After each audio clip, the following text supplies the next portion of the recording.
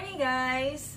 So pag-uusapan natin ngayon yung tungkol sa mainit-init at matrending-trending na issue doble plaka.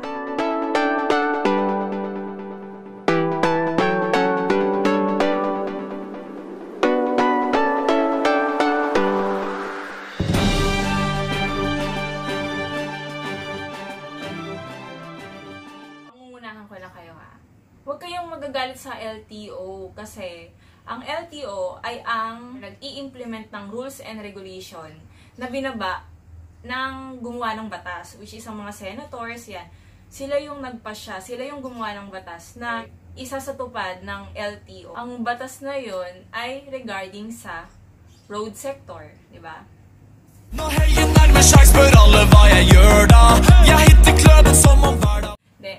Yung masasabi ko lang sa doble plaka, doon tayo mag-focus sa positive side, okay? Kasi ang iniisip nyo palagi, iniisip nyo agad yung negative side na which is wala namang plaka na lumabas ng una, eto na naman, gagawa na naman ng panibagong plaka, tapos hindi na naman may issue agad, ganito, ganyan.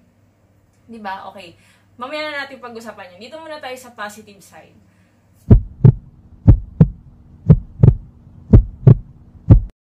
Okay, sisimulan natin saan ba natin simulan? Gustong itry ng government na talagang maigtingan or mabawasan ang crime rate gamit ang mga motor.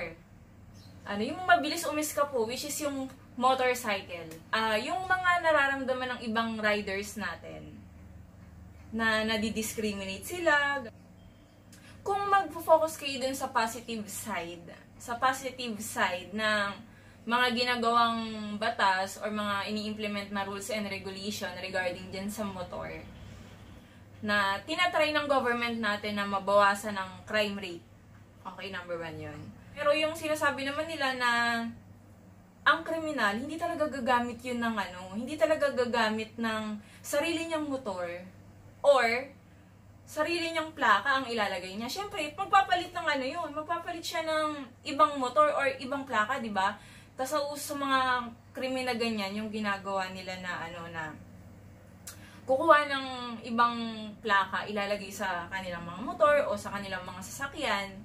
Which is true. Kasi hindi naman talaga gagawin ng, kung ako maggagawa ako ng krimen, gagamitin ko ba yung sarili kong motor? Siyempre hindi, di ba?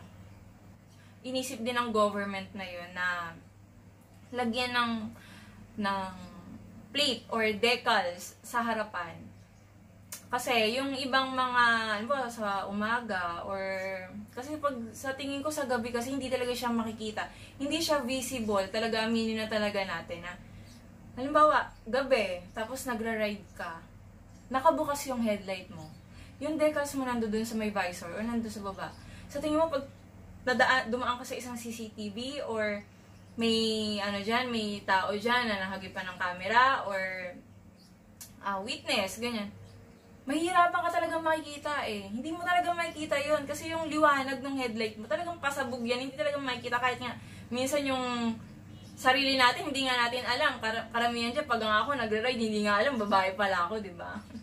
So, ngayon, try na lang muna natin na sundin yung batas na ginawa na yun. Bigyan nyo ng another chance, si LTO, kasi bago ang natin yan, ang administrasyon natin, okay? Yung dati kasing administrasyon na nakaupo, kaya nagkaroon ng delay yung plaka noon. Kasi dahil yun dun sa COA, may problem solving silang naganap doon. Kaya, na-hold yung mga plates. So, yung mga plates ng motorcycle, na-delay yun. Yung mga sasakyan, na-issuehan na kumpleto na, wala nang backlog sa sasakyan, sa 4 wheels. Lahat yon nagawa na. Kumbaga, na ngayon, up to date na ngayon. Yung mga sasakyan, yung mga 4 wheels na walang plaka, tanungin nyo yung dealer nyo, or puntahan nyo yung LTO kung saan kayo nagbayad nung plate ninyo para doon yung makuha. Wag kayong basta-basta post sa Facebook na wala pang plaka, ganito, ganyan. Magtanong po kasi kayo. Wag kayong magbe-base doon sa mga nagpo-post dyan na masyadong ang hard. Parang walang plaka naman na iniis yung LTO hanggang ngayon, 3 taon ng 5 taon na yung sakyan ko, ganito, ganyan. Masyado kayong yung alam nyo, yung heart nyo. Give love. I mean, yung mindset nyo, ibahin nyo. Yung mga nababasa nyong post, hayaan nyo sila, huwag na kayong magdagdag. Yung halimbawa, meron nga akong nabasa na yung lumabas yung IRR, yung binaba na yung IRR ng LTO. May nabasa akong post doon na urgent or tawag dito, yung pinos niya, na ano ba yung pinos niya na yun, yung parang pag hindi nag-comply sa sa doble plaka, kulong ka. Kailangan pagka i-register mo, kailangan nakapangalan na sa'yo yung motor mo, yung kundi huhulihin ka, makukulong ka, tapos 50,000 to 100,000 ang ang multa, ganyan-ganyan. Nagpadala kasi kayo dun kasi yung mga nag-post na ganun ang post nyo naman, masyado naman kayong hard. Huwag naman ganun. Basahin nyo muna maigi yung IRR. Doon kayo mismo mag-base, doon sa binabang batas, sa binabang rules and regulation. Ngayon, kung hindi nyo maintindihan, doon kayo magtanong sa talagang nakakaalam or doon sa ahensya. Wag yun doon sa kung sino-sinong rider na hindi naman ako nang babash ng Hindi ko naman sila binabash. Parang kasi parang naghahanap sila ng ng gulo. Hindi naman ba tawag doon? Ano ba 'yan? Parang hina-hype nila yung mga riders na magalit sa ganito, ganyan. Okay? Magpo-post ako ng ganito para mate-trending, tas para silang bida, tas si ahensyang ganito, na naman, bash na naman siya, ganito. Okay, hindi ko naman kinakampihan wala akong kinakampihan, neutral lang, kasi LTO, ahensya na nagpapatupad lang ng batas, tapos syempre, ako din, rider din po ako. Ngayon, parang na-feel ko din na-feel ko din yung nararamdaman ng mga riders na parang dinidiscriminate, ganyan. Pero kayo sa positive side. Yung regarding naman sa transfer of ownership.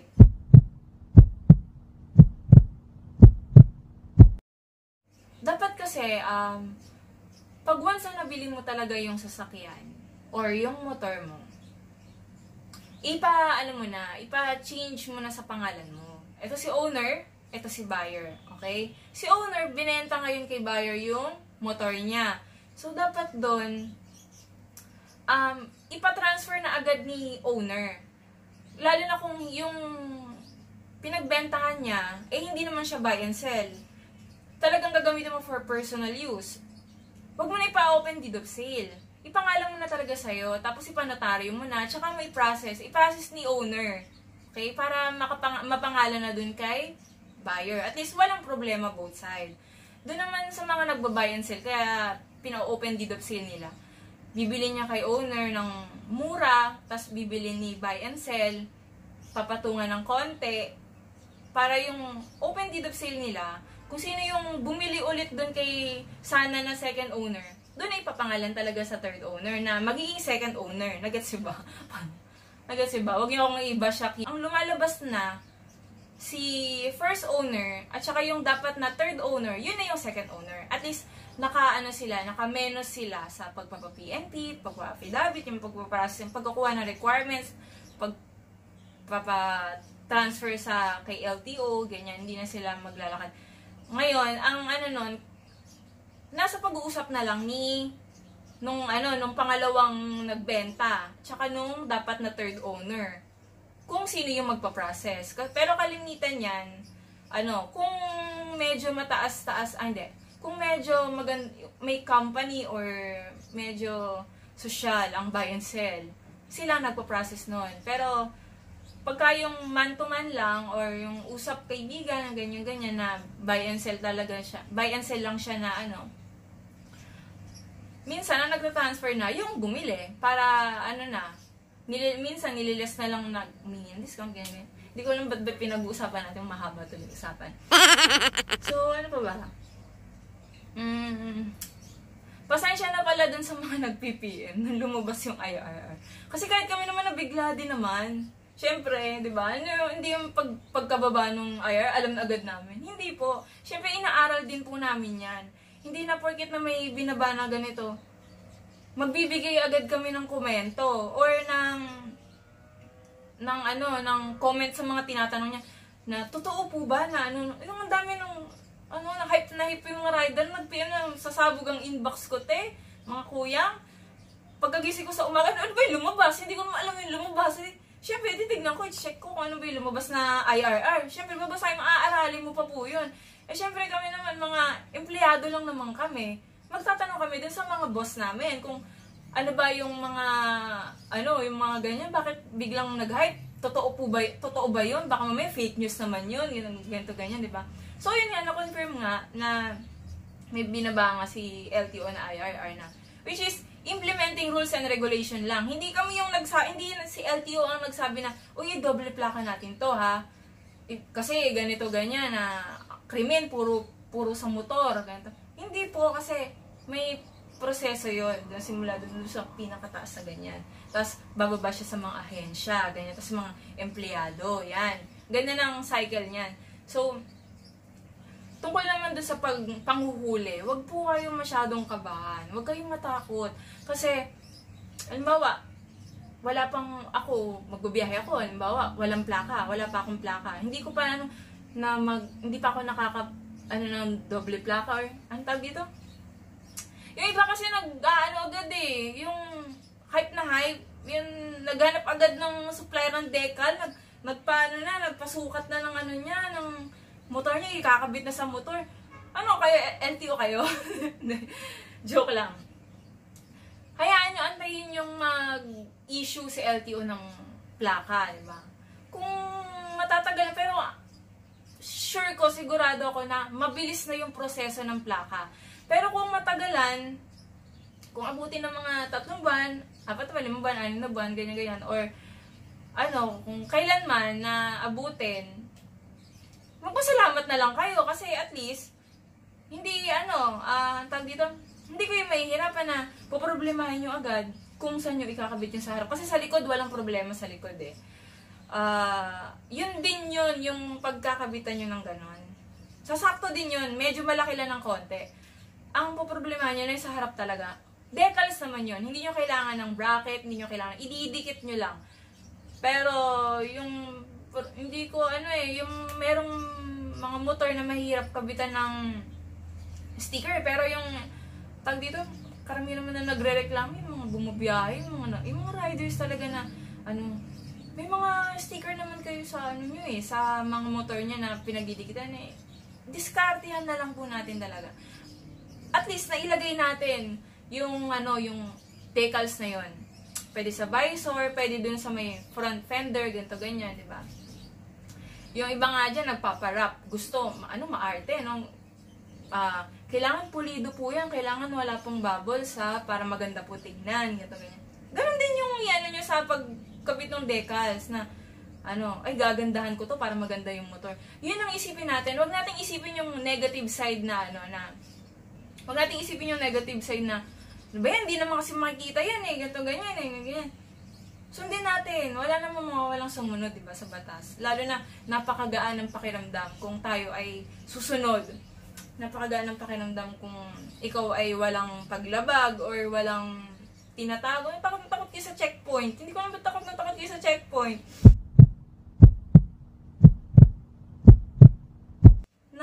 Mabait naman yung mga enforcer natin. Nasa tamang pakikiusap lang yun. But, tinanong ka, pero po ng license po ninyo, patingin po ng ORCR. Papakita mo lang naman, ito po yung license ko, ito po yung ORCR ko. In a nice way, wag nyo masyadong, kasi minsan, kasi may mga angas na rider na nakakita lang na enforcer. Akala mo, buhaya na, akala mo, gagatasan ka, akala mo ganito, ganyan na parang galit na galit ka, hindi ko naman inaano, di ba? Ngayon, may mga, saan ba ako? Medyo lumalayo yung usapan. Doon naman tayo sa may, di ba tapusan natin talakay sa double plate na huwag kayong matatakot nga. Hanggat walang plaka, hanggat wala yung doble plaka na yon, hindi manghuhuli ang mga enforcer. Kasi nga, anong iuhuli sa'yo? Wala pa naman na-i-issue. Joke time. Tapos, yung regarding naman sa pag transfer ng pangalan nyo. Okay? Yung pag-transfer ng name nyo, kasi halimbawa, sa asawa nyo nakapangalan, pero ikaw yung gumagamit ng motor, or nabili mo yung motor, yung owner, hindi mo na matagpuan kasi may iba po namatay na, yung iba naman nasa probinsya, malayo, ganto ganyan. Huwag kayong matatakot na pwede nyong i-report ng disposition niya sa LTO. Yun yung ipapaalam niyo lang sa LTO na ako po yung gumagamit ng motor na to, na ganito ganyan. Ito po yung pero hindi ko pa po ma-transfer kasi po ganitong dahilan, ganito ganyan. Oh, yun lang. 'Di ba? Pagka yung tipo na mga checkpoint, hindi naman basta-basta na gaya nga ni sinabi ng boss natin na sabi niya na wag matakot yung mga motorista natin na pagdating sa checkpoint na hindi nakapangalan sa kanila yung motor. Hindi naman kayo basta-basta huli ng enforcer eh. Hinuhuli lang yan kapag ka merong owner na naghabol doon sa motor na ginagamit mo na hindi nakapangalan sa'yo. Pag yung may-ari nun, nung motor na yun na ginagamit mo is may record na naghahabol or ganito ganyan, yun, doon lang papasok yung 50,000 to 100,000 mga kuyang. Hindi yung na checkpoint. Patingin na lisensya mo. Ba't iba yung yung nakapangalan sa ORCR mo? Yan na to. Multahan to 50,000. Ganun-ganun na lang yun. Agad-agad mga kuya. Hindi ganun yun. Maging mabait lang po kayo. Maging mabait naman yung mga enforcer natin. Lalo mga taga-LTO enforcer dyan. Shout out po sa inyo. Mabait yan. Tapos, wag kayong matakot. Okay? Kasi yan eh. Hindi nyo ba alam na halos karamihan ng mga enforcer natin sa LTO, mga rider din. Diba? Meron mga heart-to-heart talk yan. Wag nyo lang, wag nyo lang aangasan na, na, pwede kayong makiusap. Hindi naman yung, aangasan nyo ng, aangasan nyo pa, diba? E di, matitrigger yung enforcer na, maangas, ba't inaangasan ako nito? Hinihiram ko lang naman yung lisensya.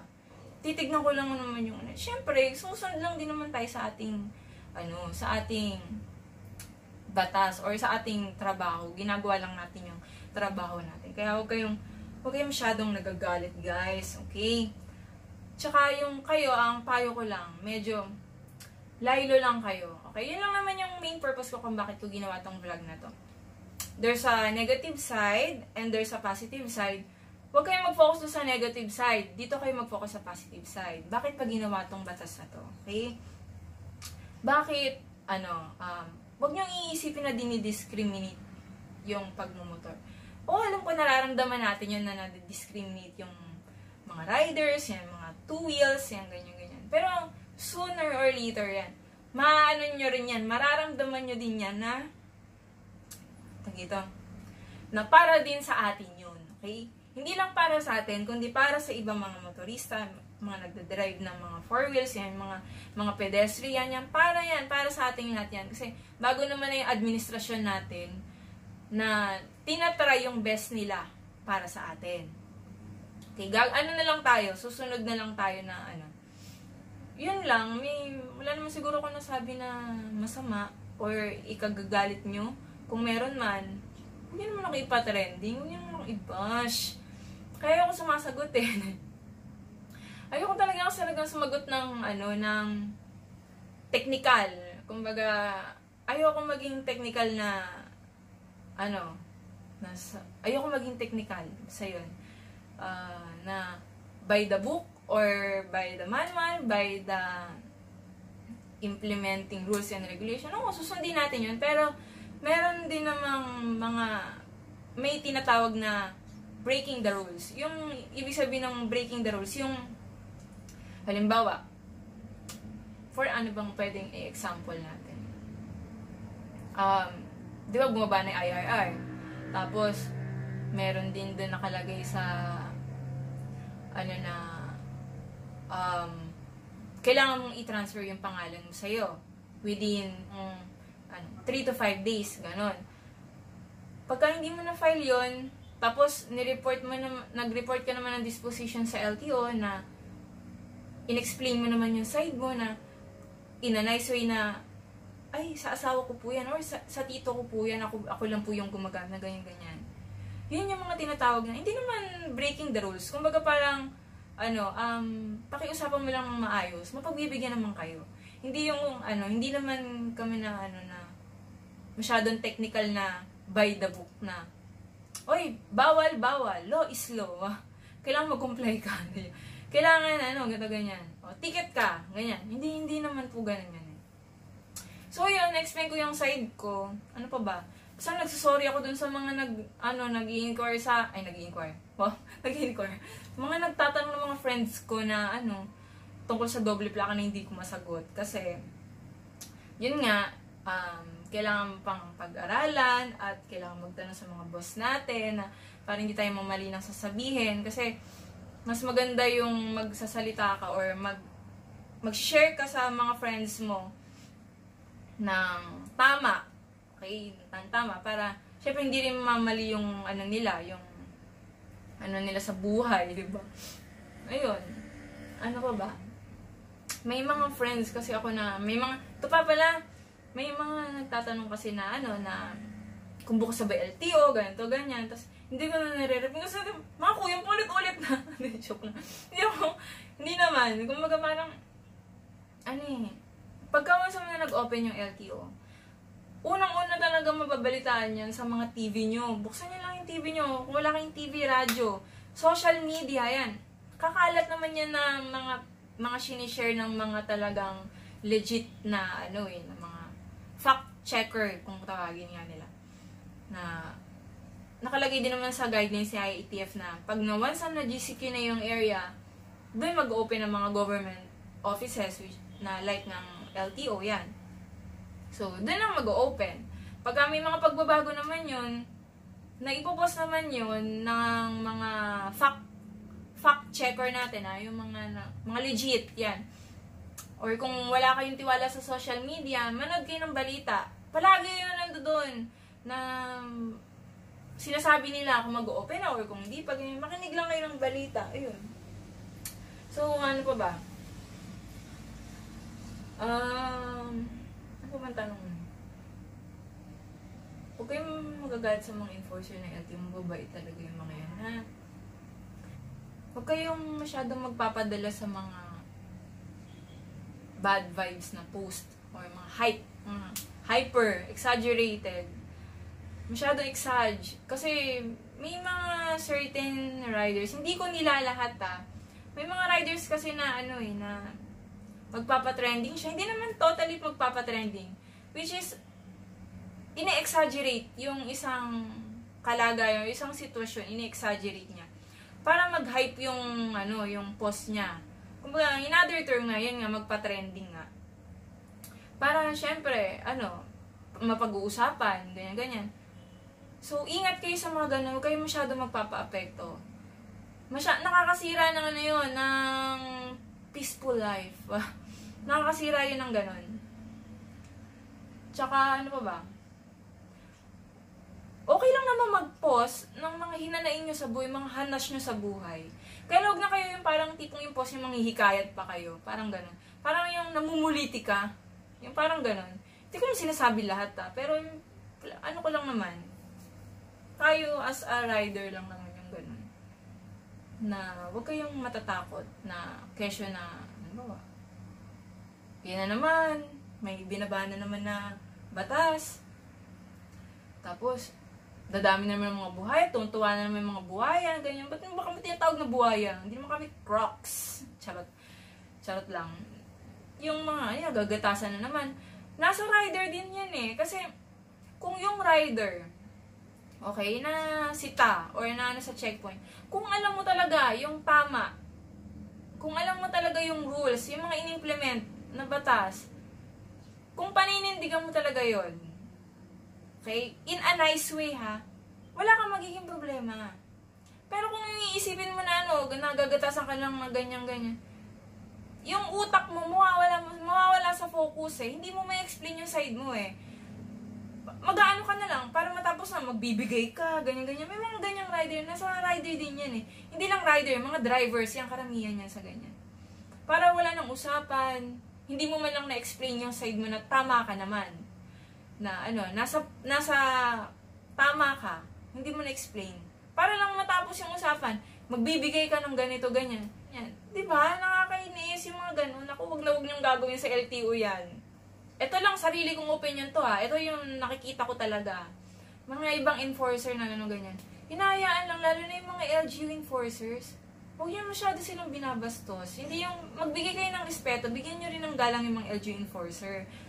Na, kahit yung mga MMDA, mga PNP, ganyan-ganyan. Pero pag once na, pansinin nyo yung may nakatokang LTO dyan. Buwan dyan sa kanto. Yung babait nila. Diba? Mabait na. Uy, ano mo yan? Isarado mo yung pinto ng bus kasi may mga LTO dyan. Ganyan-ganyan. Talagang sumusunod talaga sila kasi well, tama naman yun talaga magbigay kayo ng respect. Sumunod kayo sa law. Wala kayong magiging problema. I-explain nyo yung side nyo kung nahuli kayo. Kung alam nyo naman na tama. Mas maganda mag-save kayo sa phone nyo ng mga binabang mga memos, mga IRR, yan. Tapos pag-aralan nyo rin. Huwag kayong magbe-base sa sa mga sinasabi ng iba na gawin ng ganito, ganyan. Ayun, basta, yun lang. Maging matalino lang kayo sa daan. Maging matalino lang kayo sa daan. Wala kayong magiging problema. Mag-comply lang kayo. Yung mga natatakot lang naman dyan, yung malamang yun yung may mga ginagawang mali eh. Yung iiwasan nyo yung ganito, magagalit kayo sa ganito, ganyan. Yung mga gumagawa lang ng tao ng mga ganun. Yung mga tinatago, yung mga may maling ginawa, di ba? Pero kung alam nyo naman na wala kayong maling ginawa, bakit kayo matatakot? Di ba? Pwede mo tayo maging friends sa daan, mga kuyang, mga sir. So yun, masyado nang mahaba yung mga pinag-asabi ko dito. Baka mapagalitan ako ng mga boss ko, sabihin, nagpapatrending ako. Hindi naman ako si Kim Chiu, hindi rin naman ako si Angel Locsin. At lalo naman hindi ako si Coco Martin. Kapilido ko lang siya, pero hindi ako yun. Pero si Coco Martin, rider din yun eh. So, ayun. Well, halayaan nyo na sila kasi may sarili silang problema. Huwag magagalit yung mga nag-PPM sa akin na hindi ko nasasagot ah. Kasi yung dahil talaga yung iba nasisin ko, tas pagka yung medyo nagbabackread ako, may nahanap akong nag-message sa akin. Makikita ko, uy, may nag-message pala na ganito, na-open ko. Hindi ko nasagot, kaya nare-replyan ko mga ilang araw na. Tas, wow, famous, hindi, joke lang. Hindi kasi ganun minsan eh, pagka may isang issue na trend, lalo na kung alam ko ng mga friends ko na doon naman ako nag-work. At least makakapag-legit check sila kung tama ba yun o ganyan. Siyempre hindi rin naman ako basta-basta nagsasabi ng ganito, ganyan. I-check ko din talaga yun sa mga boss natin. Kasi siyempre, ano ba naman tayo, empleyado lang din naman tayo. Diba? May mga boss tayo, may mga nakakataas, may mga nakakaalam yan. So ayun. Yun lang ang ko sa inyo, payo ko sa inyo. Alisin niyo yung negative vibe. Doon kayo mag-focus sa positive vibe. Kung ano bang pwedeng magandang mangyari sa bagong batas na to. Okay? Pag hindi nyo pa, tandaan nyo, pag hindi nyo pa natatransfer sa pangalan nyo, report a disposition. Punta kayo na LTO. Pero kasi sa ngayon, hindi pa kasi nag-start yung office eh.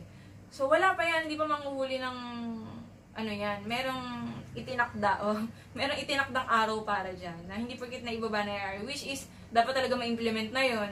Wala pang ang plaka, hindi pa manghuli ng, hindi pa siya manghuli. Yung, sa transfer of ownership naman, bibigyan niya ng time. Hindi yan basta-basta na, 50,000, 100,000, tikitan niyo yan. Hindi ganun si LTO.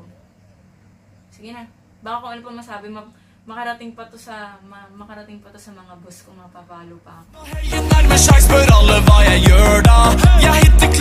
Kung gustuhin nyo tong video na to, please like and subscribe.